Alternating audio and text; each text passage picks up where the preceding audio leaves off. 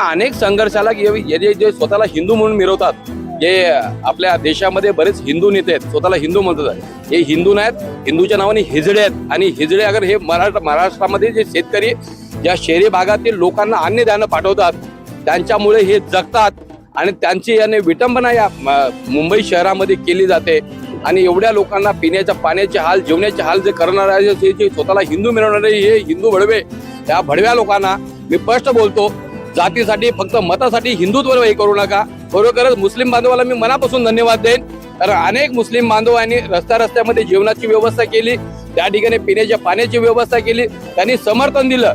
जे खरोखरच शेतकऱ्यांच्या बरोबर आहेत, गोरगरीब मराठ्यांच्या बरोबर आहेत, तेच आमचे. बाकी राजकारण सगळं ढोंग आहे आणि ढोंगी लोकांचा आम्ही जाहीर निषेध करतो.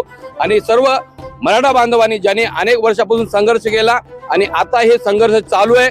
महाराष्ट्राचे मुख्यमंत्री देवेंद्र फडणवीस यांनी आश्वासन दिलेले, GR दिलेलं आहे, तो GR आतापर्यंत GR कोर्टात टिकले नाहीत. म्हणून सांगतो, लबाडाचं जेवण जेवल्याशिवाय काय खरं नाही. जर अगर खरोखरच या सरकारला मराठ्यांची आणि शेतकऱ्यांची जाण असेल आणि हितचिंतक जर असतील, हा GR टिकवण्यासाठी कोर्टामध्ये मेहनत करतील आणि खरोखर हा GR टिकून मराठा बांधवांना न्याय देतील अशी माझी